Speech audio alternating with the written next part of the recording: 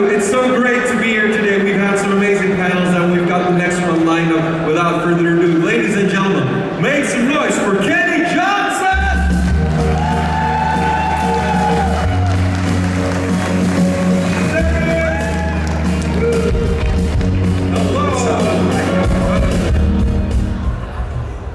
Thank you guys for coming out here.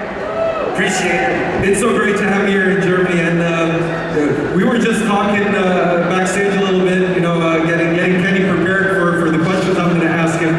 I've been fortunate enough to do this job for 7 years, and I hope to do it for many more. And it's always the actors you don't meet. You know, you always have this. Like, this is the character that they played on the show, so what will they be like? And Sons of Anarchy had some pretty, you know, badass characters. But I was fortunate enough to also meet like Kim Coates and a bunch of the other guys, Rob Perlman. And you guys are all so, you know, so sweet and kind in person. And I don't want to say it surprised me because you're actors and you act that part, but I feel that love and the brother and the interaction that you guys have with the fans, it's so beautiful to see how kind and loving all of you are. And I can imagine that was also something like during the shoots on the show, you know, that brotherhood. What was that like for you, you know, coming into that family in season 2, I think that's when you entered, right? Yeah, it's towards the end of season 2. I just got off a show with Holly Hunter called Saving Grace, and Chris Sutter had written one of the writers on The Shield. So he called me up the day our show got canceled and said, "How'd you like to come play with the big boys?" And I'm like, "Hell yeah, man!" And I knew about the show earlier because we had met probably 3 years prior, and he had pitched the show to me, and that he wanted me to play one of the motorcycle guys on the show. So he says, "How'd you like to come, you know, like play with the big boys?" So I said, "Yeah." I said, "I kind of want to play opposite of that, the blonde guy. Let me do something with that blonde guy, right?" And he goes, "No. He goes, I got something for you with this guy, Kim Coates, who's like Sergeant Arms." I'm like, "All right, whatever, you know." So I went on there, and those guys were like, welcoming me with open arms. I mean, Ron Perlman was like the nicest guy in the world. Charlie Hunnam, Flanagan, Opie, Theo. I mean, all those guys were as if I knew them my whole lives, and I had just met them. So I walked into a show where, like you say, it was all about brotherhood, and they knew that I had done The Shield, and for whatever reason, those guys were like completely open and like welcome to the family. So it was seamless. Yeah, amazing. Yeah, and it really does show, like in the backstage footage, the interviews, but also on the show, you see that brother is real, that compassion. We fuck with each other all the time. I mean, Charlie Hunnam always does jiu-jitsu, so he always wants to take me on in fighting to see who's strongest. So he can't beat me in jiu-jitsu. Opie can't beat me. I pinned him. Juice can't beat me. So I like all those guys. You know, the only, you know, like in between takes, like I think Charlie would come running and clothesline Booney, and Booney would fall off his chair. And then the next 20 minutes he's chasing Charlie around until he gets him, he's on the ground, and then somebody jumps on him, and then all of a sudden I jump on them, and then Tommy Flanagan starts choking me out, and this is all in between takes. So we were like that, like it was like that every day, like a bunch of little kids, man. That would make for an awesome view. It was a lot of fun. Yeah. So I want to go back to the beginning a little bit because one of the questions I like to ask most is, you know, what made you decide to become an actor? And usually people say like, this was the only thing I've ever dreamt of. But I'm not really sure that was the case with you. No. I actually, I played sports, and then I went to college and played football and baseball. And then when I got out, I kind of didn't know what I wanted to do, so I moved to Boston from Connecticut. And then I got arrested out there, and I flew to LA, didn't know what I wanted to do. And I kind of was working out at Jack LaLanne's. And one of the guys working there, this trainer, also knew Stallone, who had done the arm wrestling movie Over the Top. And so he got me into arm wrestling when I was working there. And I was telling him, I ended up becoming world champion arm wrestling right-handed and left-handed. But the same guy who got me into arm wrestling brought a script for me to do with him. And it was for a UCLA-USC Film Festival. And I told him I didn't want to do it because I at the time had severe dyslexia. I was phobic about people, being close to people I didn't know. I would break out with a sweat if I had all these like weird issues, personal issues. So for me, acting was the last thing I wanted to do. So I told him I didn't want to do it. He said, but I wrote this thing for you and me. And then I was like 24 at the time. And I said, I'd find somebody else. He goes, Kenny, come on, man. You're my best friend. I literally wrote this because I know you better than anybody. And I'm like, all right. So like 2.5 weeks go by, and I said, look, if you can get somebody to help me memorize the lines, I'll give it a try. So he hired this girl, worked with me. I went on the set the first day. It was just him and me out there, and there were like 100 people surrounded us, right, the crew. And I was just standing there, kind of like taking in everything going on. I'm like, can see you guys right here, and I'm watching, and I wasn't nervous, but I felt like I was kind of standing in the center of like something, I don't know. But when I heard the roll sound, and as soon as they said action, it was like a Jim Carrey movie where everything froze. Like all the people froze, everything, and it felt like time stood still for a minute and nobody moved. Everybody talking stopped, and it was just frozen, and this thing kind of went through me. This voice whooshed through me and said, this is what you're gonna do the rest of your life. And then it whooshed out the back of me. And as soon as that happened, everyone started moving again, and we started doing the scene. But it's one of those, like, I wanna call it, for me, like God voice. Like it was this pure voice that kind of haunted me, because we ended up doing the film. We won a bunch of awards at the festival, and I really wasn't interested in learning how to, like read from dyslexia or how to like go to acting classes, but that voice kind of haunted me. So I finally decided to, follow it. So I found the best teachers I could in the U.S. and started going to therapy, started, doing everything to like reprogram myself in the way I thought, and got into acting, and then that's why I do what I do. It's not that I didn't grow up like I want to be an actor and... Yeah, exactly, and it must be like, this is such an inspirational story, because I work, like, aside from Comic Con, I also work as a teacher in secondary school, and one of the things that holds students back the most is their dyslexia. And nowadays, there are a lot more tools, of course, for youngsters to, overcome certain obstacles. But for you, I mean, growing up, it must have been very challenging to balance your way, in that world with all the scripts. Like through school, I cheated, or I had to figure out ways to get by because I thought I was dumb. And I could not read, and when I would get called on, I would just make it up because the letters and words would jumble, and the way the eyes are dart around, so you pick up different things and you don't really know what's there. So, when I got tested, when I started acting, I went to a dyslexia institute, and I had, I think, less than a second grade reading level at that time. So I had actually cheated my way through 3.5 years of college, and been able to get by, like just in life, by figuring how do I get by without people knowing that I couldn't read, Exactly. So scripts for me, like even now, it'll take about 40 hours for me to work on a script, where other people like might just read it once, memorize it right before we go do a scene. I've got to read it, reread it, write down what I think it says, and draw pictures of what I think it says, and then once I piece it together, then it becomes memorizing. I mean, on top of all the character work to surround each thing that I work on, because I'm on like a research whore and I have OCD, so I definitely put a lot into it. And then I will spend 40 hours on each episode I do. I was just going to say, talk about working hard. Yeah, but I got no choice. It's like, this is what I got dealt with, and so it's like, if this is what you have to do. Yeah, definitely. And so you've been in a lot of, like, we talked about Sons of Anarchy, of course, but you've also done SWAT, The Shield, like you mentioned. You've got a lot of credits to your name. I'm not going to list them all, but some amazing stuff. What's the thing that draws you to a certain role or to these roles? What is it that makes you go like, this is something I'm going to do?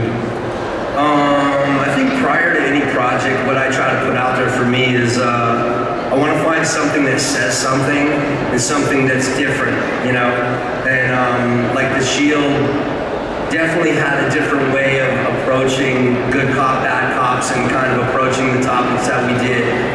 Saving Grace was the same thing. It was a really, weird, fucked up, sexual kind of relationship with another person being Holly Hunter and being cops. And so it's just interesting writing to me is really good, and when it's just not on the nose. I like things that are offbeat and that are different and that maybe will have an impact interesting enough to have an impact where people think are interesting. You know, I mean, I always look for that. Exactly. And oh, by the way, we have a microphone right over there. I think some people already lined up to ask fan questions. But if you have a question, you can always send in the queue and get your question in so Kenny can answer it for you. Let's get those first, and then I'll get back to mine. Hi, what's your name? Hi, my name is Sharon. Hi. And first of all, I want to say I really love your character on SWAT. I often say to my friend that everybody needs a friend like Luca in his life. And my question is about Chicago Fire. I saw you there, and I would like to know if you have some special memories you would like to share. To Chicago Fire, right? Yes. The special memories of Chicago Fire that you might want to share. Special memories? Yeah. With Jesse Spencer. He became like my best friend. You know, so memories like with the people or like on doing the episodes? What you remember the best or like fun? Like fondest memory, I think. Yes. Okay. Fondest memory is on or offset. Is Jesse knew that I was an arm wrestler. So there was this big guy that would be a recurring guy that was like, you know, 300 pounds, and he was a bodybuilder and trainer, and he had all these videos. So he had heard that I arm wrestled, and he said something like, "Oh, that old fucking guy, I would kill that guy." And right. So then Jesse told me, and he said, "What?" And he goes, so I showed up on set that day, and there's a scene in a bar, and it's where I'm supposed to get in a fight with Jesse, and I told the guy, I said, "Hey, listen, dude," I said, let's arm wrestle. And he goes, "Oh, no, you know what? No, I'm not ready. I need to warm up. I need to whatever." I'm like, "Okay, whatever." I said, we'll do it in a little while, lunchtime. And then lunchtime comes around, and he's like, "Well, I gotta go eat lunch, and I gotta, you know, have my food so I can feel strong." So he heard about me, but then when it came down to it, he kept wussing out to arm wrestle. So then, and everybody knew it. So all through that day, and then finally 2 o'clock in the afternoon, I stopped because I knew the director. I said, "You know what, fuck this. Stop shooting right now. This guy right there says he's gonna kick my ass, so right now, let's fucking arm wrestle." And the guy's like, "Well, no, I can't do it right now." You know, and he made some excuse up, and I was like, "Well, you know, whatever." So it got done, everybody raps, they all leave, and we stay, and I tell them to make sure the guy stays. So then the guy stays, it is me, Jesse, some other guy, and the big, huge guy. And they just put us up there, and like quarter of a second, boom. And he's just like, "Oh, hang on, my shirt's a little tight, let me loosen up my shirt." I'm like, "Whatever, man." So we did it again. That was like a memory that I had that was funny, because I remember Jesse was taping it, and they were laughing so hard. It's silly, but that was a good one. Perfect. Great question. Thank you so much. Thank you very much. But thank you. Hi. There we go. Hello. Hi. Hi. I was wondering if you think that your character Stuart gets his happy end in his love story. I mean, we know Luca from sleeping on friends' couches or in the house on the street, but do you think he will get the happy end that Luca deserved in his love story? So, just to see if I got the question right, does Kenny think that his character in SWAT is going to get the happy ending he deserves? Yeah, that's the his question. love story, like. Yeah, the love story. Yeah. Do you think it's the happy ending you deserve at the end of SWAT? No. No, I don't. No. But it's not going to be. I'm not going to get killed. I'm not going to get blown up. Sean Ryan promised me he would not blow me up and I would not die on SWAT, because I did on the Shield and SOA. But yeah, is it going to be a happy ending? I don't know. They said they have something really cool written for my characters out, so I'm excited to see. They said it's bittersweet, whatever that means. So it sounds like it's going to be kind of bittersweet. I don't know, man. What do you hope happens? I hope that he will get his happy end and everything. And I mean, he's my favorite character from SWAT. And actually in his love story, he had so many like flirting scenes with some ladies, but never get his happy end. And I wish for him that he had the happy end that he deserved. I mean, he's a lovely and super like character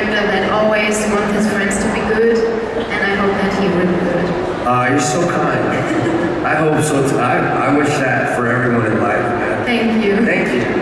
And you mentioned Sean Ryan, of course. It's kind of like everything's coming full circle, right?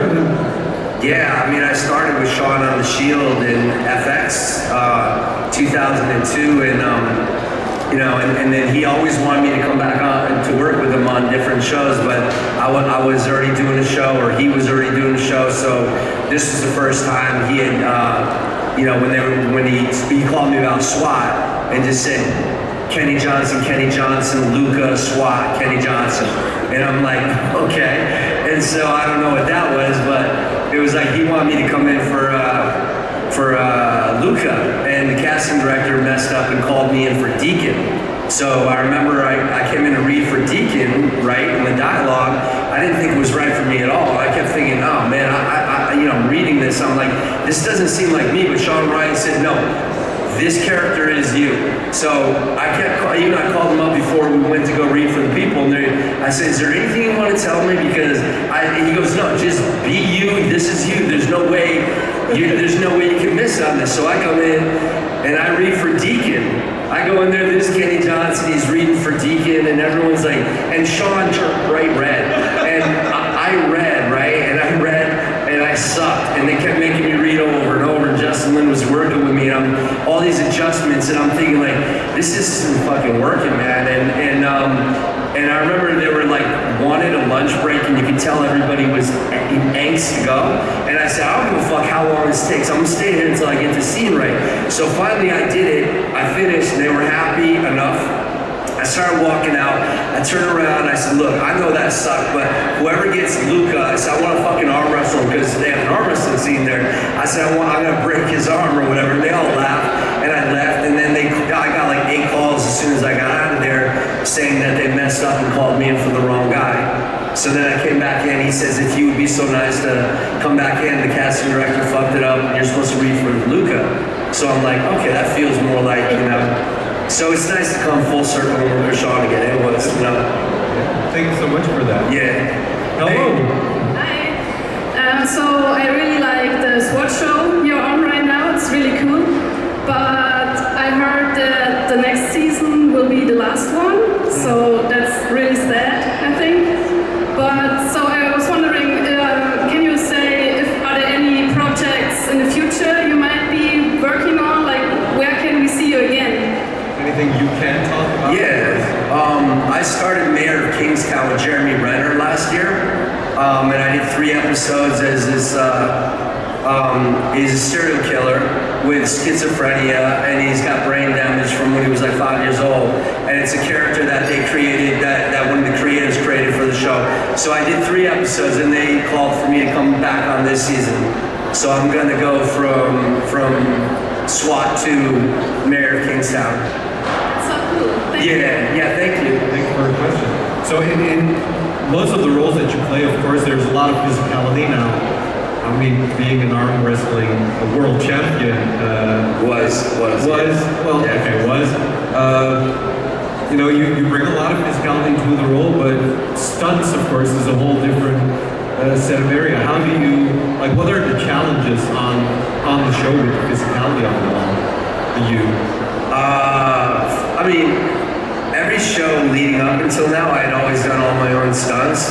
And on SWAT, we do most of our stuff, but it's physically demanding because, you know, we're wearing like 50 pounds of gear on our upper body and running around with all this stuff on. So between take after take after take after take, year after year, it starts to get tough. And so, you know, like you do allow a stunt guy to jump in there. Like sometimes we'll have to run and jump off a roof, like, and it's a fucking huge roof, and then land and sort of roll and then take off. And those guys will do that. Like I don't want to jump like 15 or 20 feet down and roll, you know. So there are things that definitely, if we can't do, they do. But otherwise, you know, yeah, I try to do all that. And, like, of course, the motorcycles in Sons of Anarchy. Oh, that's funny, yeah. Yeah, fun? Yeah? Yeah, it's funny because I grew up riding bikes, and so when I got on there to see how many people were not actual motorcycles, I'm not going to have anybody. No, I'm not. Was everyone able to drive? I I mean, DL obviously rides. Charlie caught on really well. Opie, I think, is really good.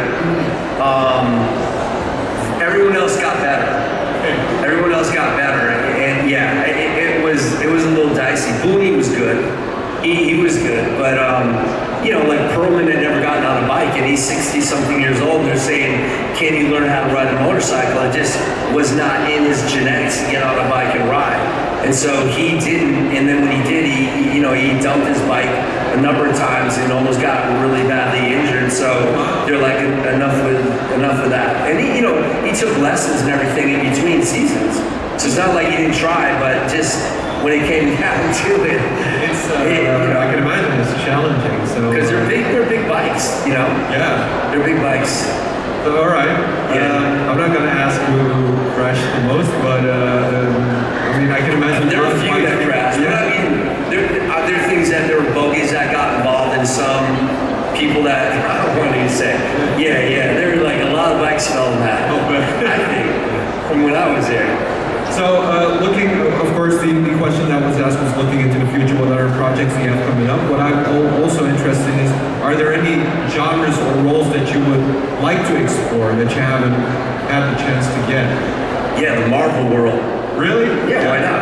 All right. Do you have any favorite characters that you, or universe, or whatever that you would want to explore? Like hero or villain, maybe? Yeah, there's both. I have quite a few actually. Yeah. The world of Marvel is just about to start over again with the whole multiverse stuff. So who knows? Right. So Kenny, Are you guys horror fans at all? horror fans? Do you like horror? There are. Yeah, I see some people nodding. Are you? Well, my daughter is, so I don't know, man. I've been trying to get into it. Oh wow. And we got asked to do a kind of horror movie together to do with Bigfoot. And so we might do that. The script is not bad. But my daughter's obsessed with horror, so it's something I've always stayed away from. But I know my friend Vera Farmiga does a lot of things down in that genre, and I just thought it might be interesting. We actually have I think it's usually in October we have a horror convention in Germany called Weekend of Hell.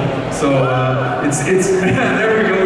It's the one I fear the most because I'm like a pussy when it comes to scary stuff. But yeah, amazing to have that also. Can't wait to see that.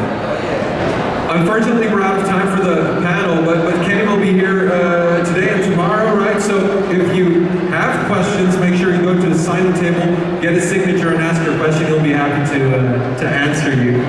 Thank you so much. You've been a great guest. Thanks for listening, you guys. Give it up for Kenny Johnson. That's a good job.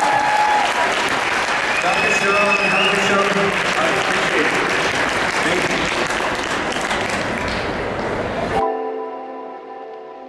you.